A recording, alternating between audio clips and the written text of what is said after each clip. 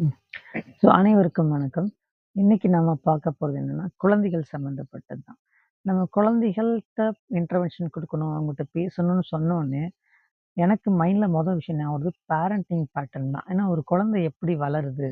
என்ன ஆகணுன்றத, அவங்க இந்த பேரண்டிங் பேட்டர்ன் முக்கியமான ஒரு ரோல் ப்ளே பண்ணுது. எனக்கு தெரிஞ்சு இன்டர்வென்ஷன் குடுக்க போனா, முதல்ல பேரண்ட்ஸ்க்கு தான் குடுக்குற மாரி தோணும். ஏன்னா, நெறைய பேரண்ட்ஸ் என்ன பண்ணாங்கன்னா, கம்ப்ளைண்ட் பண்றாங்க. என் பொண்ணு அப்படி பண்ணுது, என் பையன் இப்படி பண்றான், அப்படி பண்ணக்கூடாது, இப்படி பண்ணக்கூடாதுன்னு சொல்றாங்களே தவிர, உன் குழந்தை என்ன பண்ணணும் அப்படின்றத குழந்தைட்ட சொல்ல மாட்டேங்கிறாங்க. அந்த கம்யூனிகேஷன் இல்ல.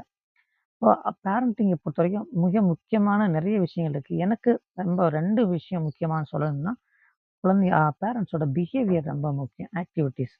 ஏன்னா, அந்த குழந்தை யார பார்த்து வளருது? குழந்தையோட உலகமே பேரண்ட்ஸ் தான். ஒரு 3, 4 வயசு வரைக்கும். அப்ப அந்த அம்மா, அப்பா எப்படி நடந்துக்கிறாங்களோ, அத அப்படியே குழந்தை அப்சர்வ் பண்ணி, சரியோ! தப்போ!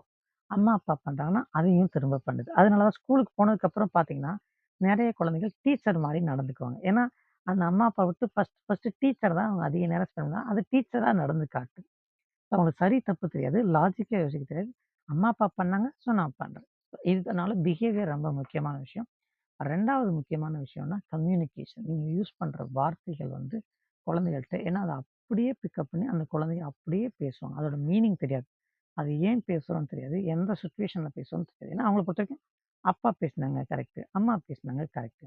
அதனால தான் நான் அந்த வார்த்தைய பேசுறேன். ஸோ நீங்க உங்க குழந்தை என்ன பேசணும், எப்படி நடந்துக்கணும்னு நினைக்கிறீங்களோ, நீங்க அப்படி நடந்துக்குங்க. அந்த மாரி வார்த்தைகள அதிகமா சொல்லுங்க. குழந்தைகள பாராட்டுங்க. என்ன இது பண்ணும்போது ஆட்டோமேட்டிக்கா நம்ம எதிர்பார்க்கிற மாரி குழந்தைகள் வரும். இன்னொரு தப்பு நம்ம என்ன பண்ணா, நம்ம பட்ட கஷ்டங்கள நம்ம நெறைய நேரங்கள்ல சொல்லாம குழந்தைய வளர்க்குறோம். அப்ப அந்த குழந்தை அந்த கஷ்டத்த ஃபேஸ் பண்ணும்போது, அவங்களால ஃபேஸ் பண்ண முடியல. அடாலசென்ட் ஆகும்போதோ, அடல்ட் ஆகும்போதோ, அந்த குழந்தையால ப்ராப்ளத்த சால்வ் பண்ண முடியல. ஐயோ! இது இது நமக்கு தெரியாம போச்சேன்னு. தயவு செஞ்சு நீங்க பட்ட கஷ்டங்கள அப்பப்போ குழந்தைகள்ட்ட கொஞ்சம் எடுத்து சொல்லுங்க. நீங்க பழகுன நண்பர்கள பத்தி சொல்லுங்க. நீங்க பட்ட அனுபவங்கள கொஞ்சம் கொஞ்சம் ஷேர் பண்ணுங்க. இதெல்லாம் தான் அந்த குழந்தைய மோல்ட் பண்ணி, அவன ஒரு நல்ல அடல்ட்டா கொண்டு வரும். அதனால தயவு செஞ்சு நம்ம பட்ட கஷ்டத்த குழந்தை படக்கூடாதுன்னு நெனைக்கிறது நல்லது தான். பட் அத சொல்லி வளர்க்கிறது தப்பு கிடையாதுன்றது தான் என்னோட கருத்து. நன்றி, வணக்கம்.